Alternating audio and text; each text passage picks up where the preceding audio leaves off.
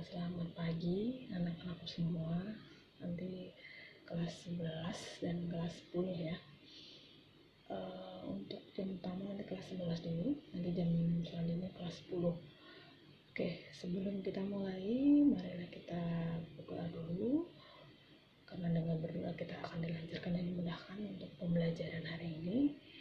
Berdoa mulai. Cukup, terima kasih.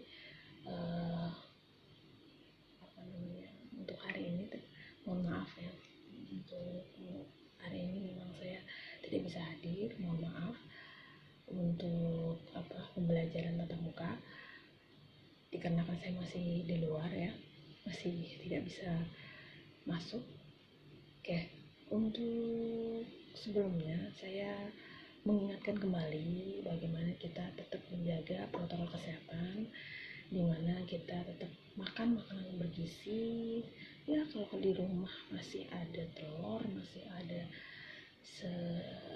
sayur-sayur apa, jagung atau apa, tetap kita makan seadanya, makanan-makanan yang bergizi dan seimbang, dan menjaga protokol kesehatan, yaitu memakai masker, mencuci tangan, menjaga jarak ya, dimanapun kalian berada. Oke, saya mohon maaf sebesar-besarnya karena memang tidak bisa hadir. Karena dengan ini saya semoga kalian bisa memahami kembali materi yang sudah saya sampaikan untuk sebelumnya ini. Walaupun ada beberapa yang kemarin saya sampaikan untuk materi yang kemarin itu sudah lewat YouTube semua ya. Jadi nanti silahkan untuk hari ini tetap dipelajari lagi untuk materi selanjutnya. Dan temanya hari ini tentang istilahnya ancaman terhadap negara ya. Dan itu buat kelas 11, nanti kalau yang kelas 10 nanti untuk pengawasan Nusantara. Oke, untuk materi ini nanti saya kirim di Google Classroom dan ini nanti di-share di YouTube. Silakan nanti di absen untuk komentar. Terima kasih untuk kita simak materi untuk hari ini ya. Semoga kalian memahami dan bisa menyimak materi apa yang saya sampaikan hari ini. Oke, kita mulai. Ancaman ya, ancaman terhadap negara dan upaya penyelesaiannya. Oke, ancaman terhadap integrasi nasional. Seperti apa ancaman integrasi nasional? Oke, ini kan kemarin sudah bahas ya. Untuk hari ini mengulas lagi untuk kesekian kalinya ya, pertemuan berikutnya. Ini apa aja sih maksudnya ancaman tuh? Nah, kalau di materi materi ini seperti kayak di kelas 10 gitu lah. Jadi makanya kemarin ada saya kirim videonya seperti rekaman saya tapi buat kelas 10, tapi itu juga buat materi kelas 11. Nah, ini nanti kalian simak ya, apa aja gitu ya. Oke. Nah, ancaman terhadap integrasi nasional seperti apa? Nah, di sini ada macam-macam ancaman tuh. Ada nanti ancaman militer. Jadi kalau macam-macam tuh ada dua, itu ancaman militer dan nanti ada non militer. Nah, yang pertama kita bahas dulu apa sih militer ini gitu ya. Ancaman yang mempergunakan kekuatan senjata. Nah, namanya militer, dia memakai kekuatan senjata. Nah, gimana dia itu dinilai mempunyai kemampuan bisa membahayakan kedaulatan negara, keutuhan wilayah negara, keselamatan, sampai istilahnya bisa menghancurkan segenap bangsa. Nah, ini menurut Undang-Undang Nomor 3 Tahun 2002 tentang pertahanan negara, bagaimana ancaman militer itu berbentuk, yaitu dari ada ini contohnya aja beberapa, yaitu ada agresi, ada pelanggaran wilayah, ada espionage, ada sabotase. Nah, nanti kalau ada soal contoh ancaman militer itu seperti apa gitu. Oke, lanjut ya. Ancaman non militer. Ancaman non militer, dia ancaman yang tidak menggunakan kekuatan senjata, tetapi jika dibiarkan itu akan membahayakan kedaulatan negara. Bagaimana keutuhan wilayah negara, keselamatan segenap bangsa, seperti ada ancamannya tuh, ada ancaman ideologi, politik, ekonomi, sosial, pertahanan dan keamanan. Nah, itu kan dibagi, makanya apa aja yang termasuk ideologi, yaitu berarti dia mengenai ancaman dasar negara dan ideologi Pancasila. Nah, ancaman berdimensi politik berarti dia ini ada campur tangan dengan HAM, hukum, dan pemilu. Kalau ekonomi berarti dia mencampurkan dari hal ekonomi seperti bebas impor, bebas politik luar negeri, restoran, investasi asing. Terus kalau sosial budaya berarti dia ada namanya menghancurkan budaya bangsa, ya seperti propaganda dan disinformasi. Nanti kalian cari apa itu disinformasi dan propaganda. Nah, ancaman dari dimensi pertahanan keamanan berarti dia pelanggaran wilayah dan seperti ada kapal atau pesawat militer negara yang sudah melanggar wilayah, seperti kejahatan internasional di situ ya. Di situ contoh-contohnya. Nah, selanjutnya adalah ancaman di bidang IPO Lexus Budhankam. Nah, tadi kan apa sih IPO Lexus Budhankam yang dibagi itu kan ada artinya. Nah, ini dibagi menjadi beberapa, yaitu seperti apa di dalam kehidupan kita ini, yaitu ancaman di bidang ideologi. Ideologi berarti dia dia memicu liberalisme, ya istilahnya disintegrasi bangsa. Bagaimana kita menilai-nilai kebebasan atau memang bebas dalam ideologi ini akan menjadi proses disintegrasi. Nah, yang kedua adalah ancaman di bidang politik, ancaman yang berasal dari dalam negeri maupun luar negeri. Kalau yang ketiga, ancaman di bidang ekonomi, yaitu internal dan ancaman eksternal. Nah, ancaman di bidang sosial budaya berarti ancaman yang didukung dari istilahnya kemiskinan, keterbelakangan, bahkan sampai penetrasi nilai-nilai budaya.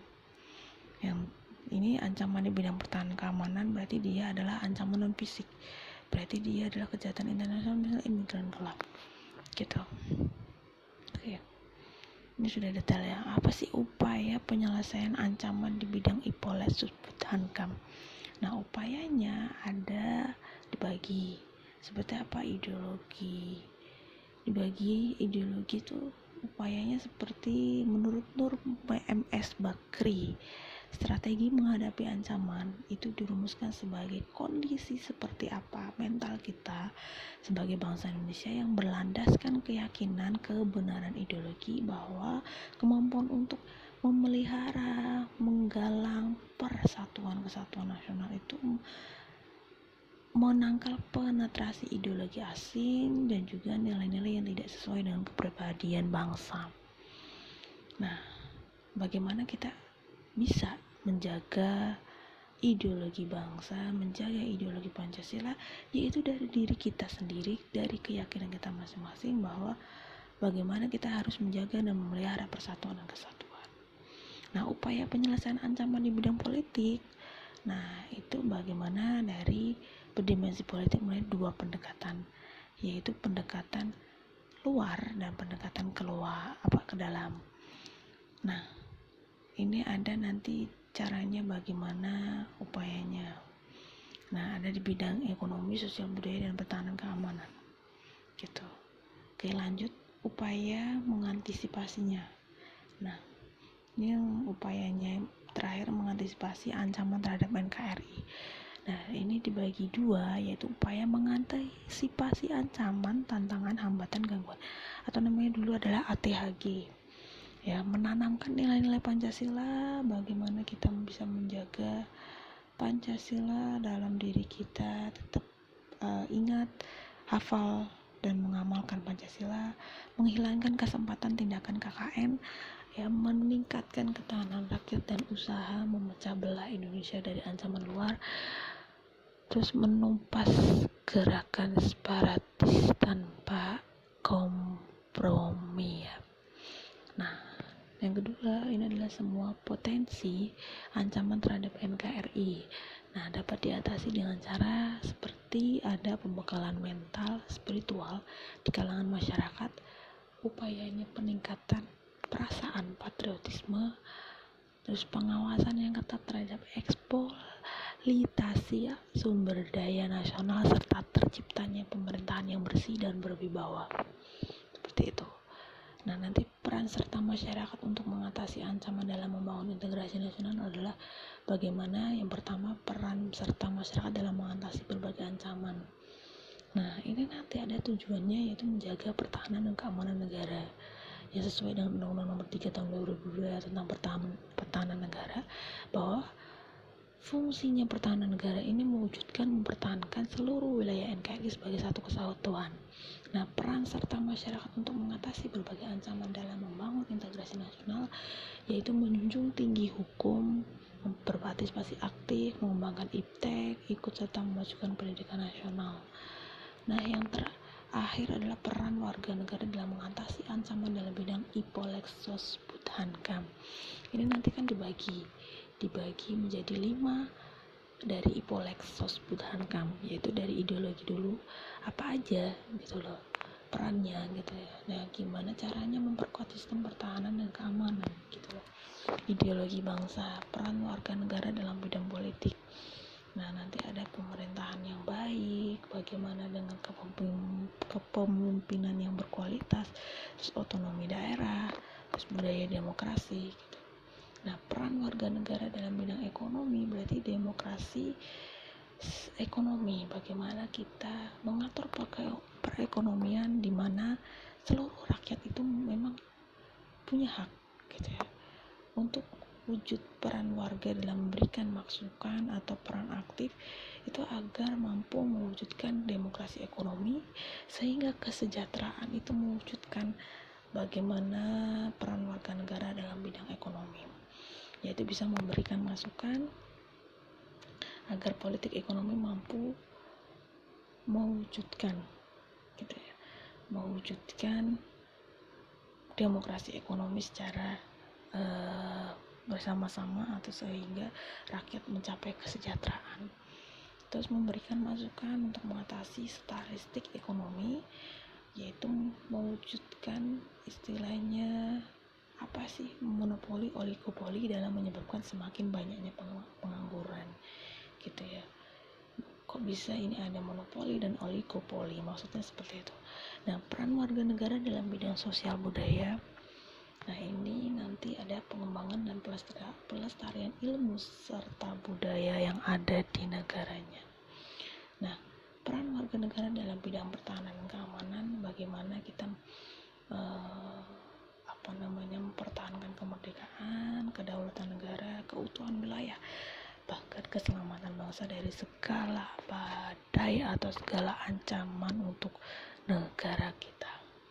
Nah, itu kan dari ancaman terhadap negara, baik itu upayanya, baik itu peran warga negara. Ini ada beberapa memang saya deskripsikan bagaimana itu peran warga negara. Oke,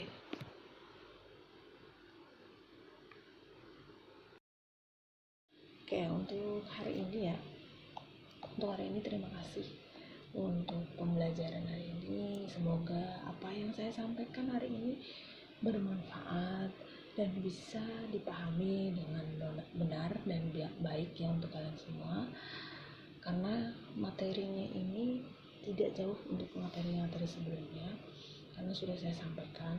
Jadi nanti selebihnya insya Allah minggu depan baru saya sampaikan lewat tatap muka, kita diskusikan lewat tatap muka. Oke, Untuk tugas-tugasnya nanti silahkan dikirim ke Classroom, apapun semuanya tugasnya di Google Classroom silahkan nanti dikirim dan dikumpul segera mungkin, karena itu batas waktunya hari ini ya, batas waktunya hari ini sampai jam saya selesai ya. Jadi segera dikumpul, jam saya selesai baru nanti dikumpul di Google Classroom. Nanti kalau ada memang dari dari sekolah, ada di, kalau misalnya ini di buku tulis karena memang kalian tatap muka, oke, dikumpul di buku tulis aja ya. Untuk pengumpulan tugas hari ini silahkan di buku tulis, nanti dikumpul di nanti titipkan di di guru yang piket atau guru yang bertugas berkeliling ya. Oke, terima kasih banyak untuk hari ini. Mohon maaf kalau ada salah kata atau menyinggung atau memang tidak bisa menyampaikan sedetail mungkin, tidak bisa datang dan hadir untuk tatap muka hari ini. Mohon maaf sebesar-besarnya, dan di lain waktu kita bisa berjumpa di tatap muka sebenarnya. Terima kasih, kurang lebihnya mohon maaf. Tetap menjaga protokol kesehatan, ingat ya, 3M, dan tetap makan makanan bergizi, meminum banyak air putih ya, banyakin air putih dimanapun kalian berada. Oke, tetap jaga kesehatan, tetap semangat ya. Sekian, wassalamualaikum warahmatullahi wabarakatuh.